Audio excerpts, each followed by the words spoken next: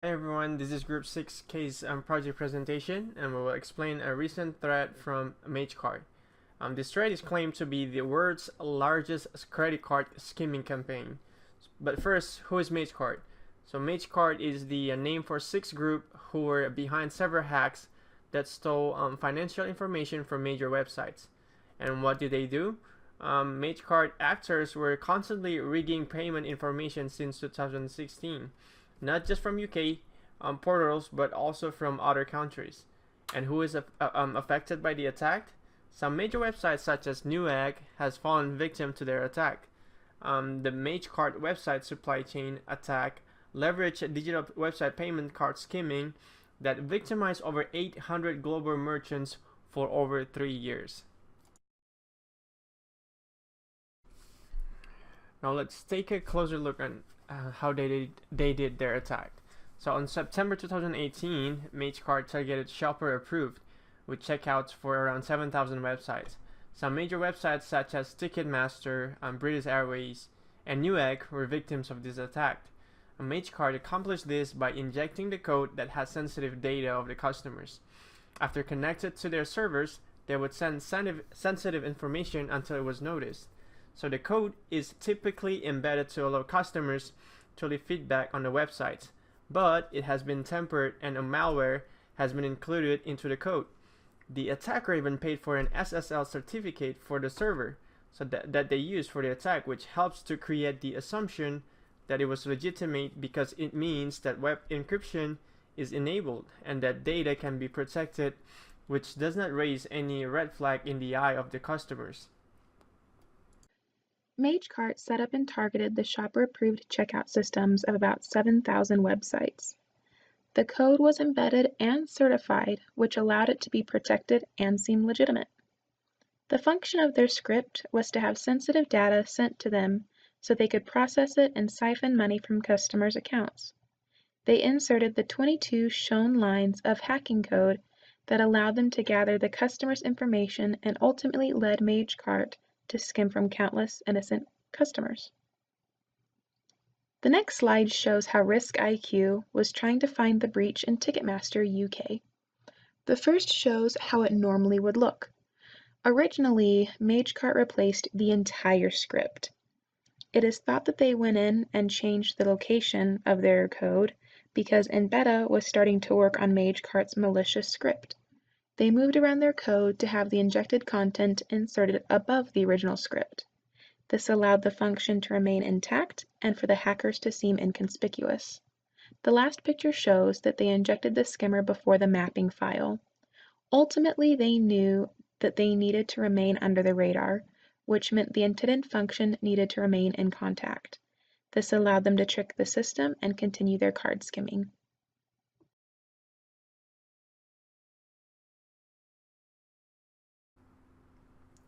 Now we're going to take a look at the some of the possible actions that we can take.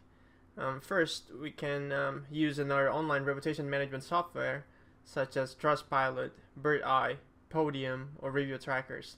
And second, we can remove and prohibit third-party code from the checkout pages. And then third, we can flush or purge content delivery network cache to clean up the cache skimmer code. And lastly, we can enable real-time monitoring system. We can use software monitoring program or platform such as RiskIQ. Our recommendations are as follows. We recommend against the use of any third-party code or web API from running on the checkout page. This is always good practice because in order to have complete control over the outcome of a potential security breach, it is best to run and build everything in-house. The preventative measures that can be implemented in order to stop any breaches from happening in the first place are monitoring programs or software like RiskIQ. RiskIQ was used after the breach happened with Ticketmaster to assess what had happened, but RiskIQ is basically just a beefier anti-malware software. It works in the cloud to detect any fraud, malware, and other online security threats that may that may target your website or company, all in real time. Other preventative measures that could be taken are that regular security audits can be done by an information security analyst. Having a security analyst for a company would greatly improve the security of not only the checkout page, but of any other API, whether it be homegrown or not, and the security of your business as a whole. Because they can check for any security breaches that happen. They can go into that, or they can monitor emails that are coming into your employees so that they can check for phishing emails, and they can all protect against many other things than just a web API that is that can be subject to security breaches. And security is very important and is something that shouldn't be just an afterthought. So those are our recommendations.